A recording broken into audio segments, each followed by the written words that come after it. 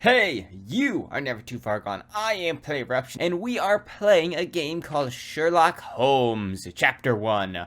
I've been wanting a Let's Play for the channel just because I like to have a good variety on the channel, and I want a Let's Play going usually. I try to always have a Let's Play going on the channel, but it's been a while since I've had one, so this is going to be a new Let's Play for the channel. So, I'm going to leave this somewhat unedited. It is still going to be a little edited if I ever get to like a boring part or whatever, but for the most part, this should be hopefully 5 to 15 minute episodes of mostly story stuff. Not a lot of puzzles. A lot of that stuff I'll probably edit out just because I think it's boring. But it should just be a good 5-15 minute chunk of story. So that's what I'm shooting for anyway.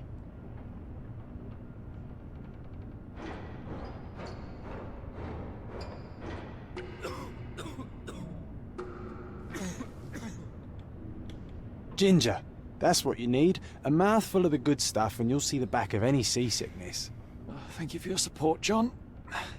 Don't suppose you actually brought any ginger? No, I don't get seasick. Terrific. Don't worry, Sherry. We've almost arrived at Cordona. I can see land through the porthole. So much for docking by tea time.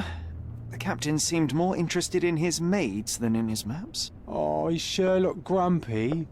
Cheer up. We're back where we grew up. It's exciting. What's changed? What's the same? Ugh. I'm starting to question whether the weeks-long journey was worth it. Travelling all this way, enduring this indignity simply to visit a grave. Even if it is my mother's. Ah, that's just Mycroft's nonsense, still rattling around in your head. Try to forget what he said. I have. I believe it was that this is a performative farce, a feeble excuse to avoid responsibilities, and that there was nothing to be gained from it. You needed to do this. Enough of the self-pity and doubt. So we're a little late. What of it? We'll retire to the hotel and visit her in the morning. It'll be worth it. Thank you, John. And if you want to notify the captain's wife of his indiscretions, I will not stand in your way. Oh, at last. I'm quite ready to get off this cursed boat. Come on. We'll go together.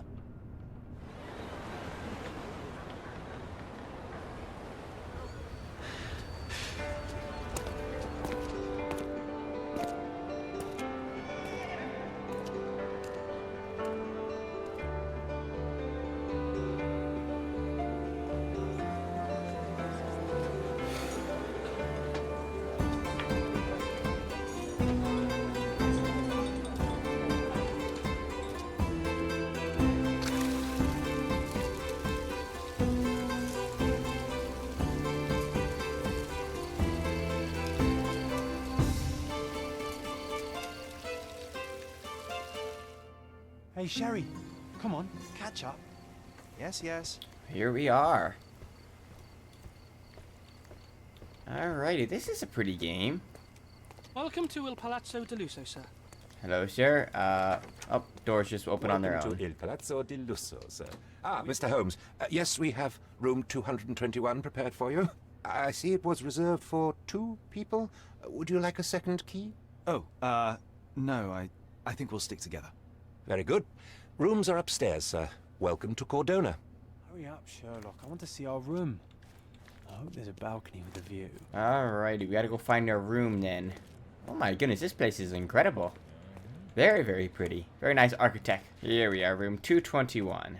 I apologize, sir, but your room is not yet ready. Perhaps, in the meantime, you would like to relax in the foyer? Tonight, the restaurant is offering a complimentary marlin ceviche to all our guests. Let's check what they have on offer. Alright. Let's check what they have on offer. Fine, we'll go eat. The heck is it? What is a foyer and where is it located? What's up? Hey, Sherry, just our luck. A medium, John. Haven't we been through this already? Come on, it's not like we've got anything better to do. Yeah, well, he's not wrong.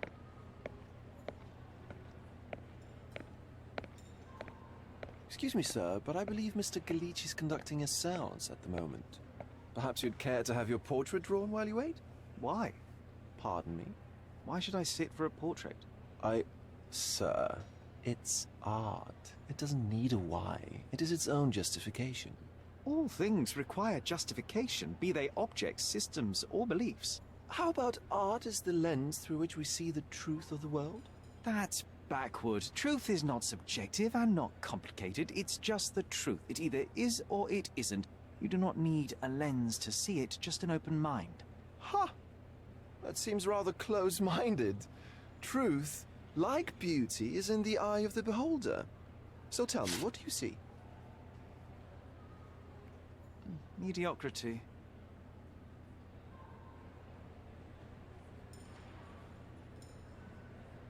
Come now, Sherry. What did he do to deserve that? The servant mentioned ceviche at the bar, Sherry. You should grab us some, and I'll find us a table. I'm starving. Sherry, I'm over here with my new Ursine Cordona's even quieter than I remembered.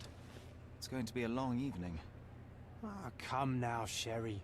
What say we amuse ourselves with a little game? Alright, what do you have in What are you mind? thinking? Oh, promise me it isn't nonsense. After being cooped up on that boat, I am itching for activity. No. As you can see, someone left a cane on our table. I simply thought you could identify its owner. Ah, so it is nonsense. It'll take me a minute, John, at most. Well then, you can deliver it to him as well. Deliver it to him? Then what are the staff here for? Aesthetics? Stubborn, Sherry, too stubborn. You wanted something to do. Slapping oneself in the face is also something to do. That doesn't make it worthwhile. But all right, let me take a look. Alright. The hand grip is a head of a golden Javanese statue, probably stolen from a temple. The dents suggest it has been used as a bludgeon.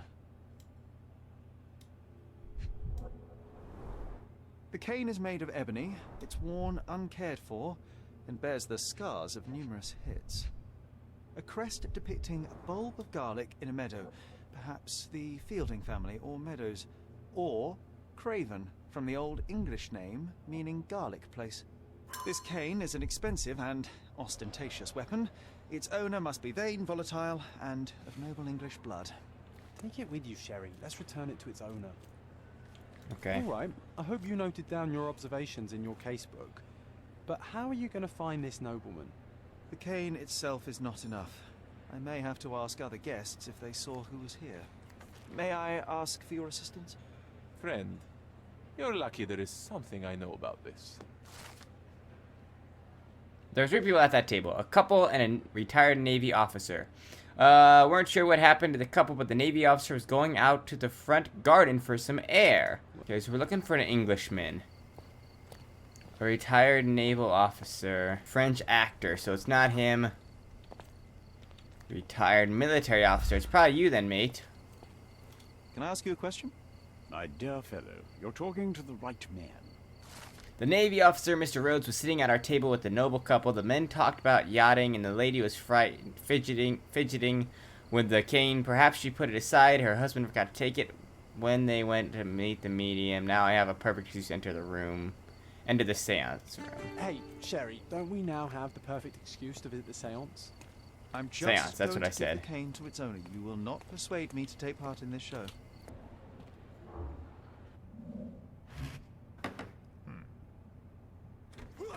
This hotel, this island, it's full of thieves. First my cane, now the diamond. Take your hands What off is me! going on? Do you even know who I am?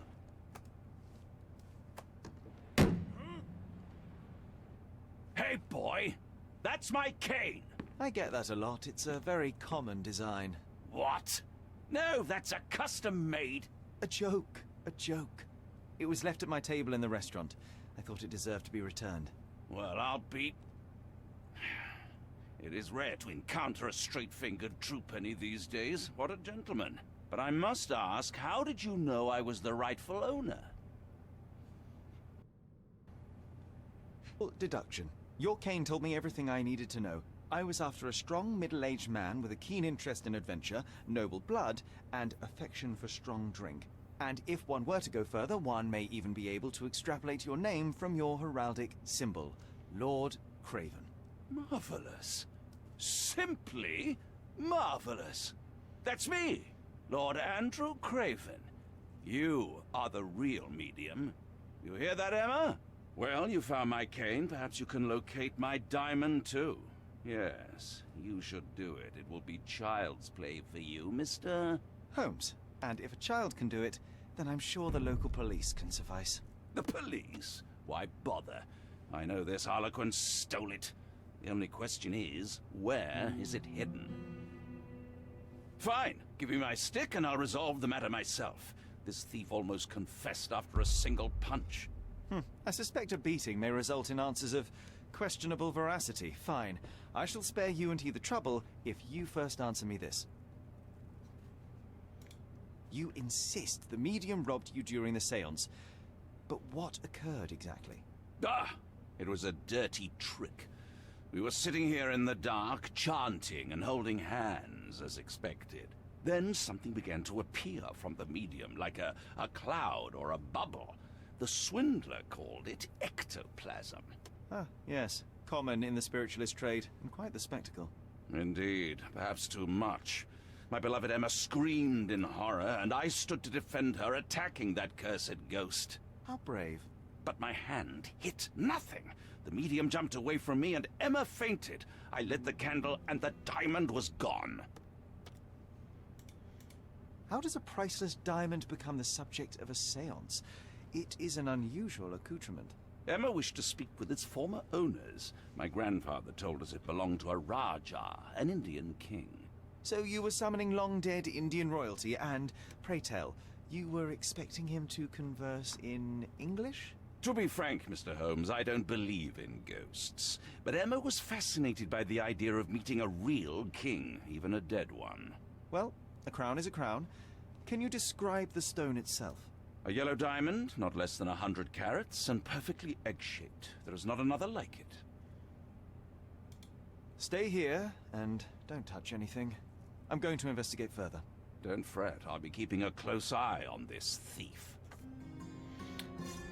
Alrighty, well, I am loving this game so far. A lot of story. I really like how it plays, how you're like a detective, and the game doesn't help you. You really have to do your own detective work, which I kind of like. Make sure if you have something you want me to play, you post it in the comments so I can take a look at it. But remember, love runs the world. So don't forget to run the world.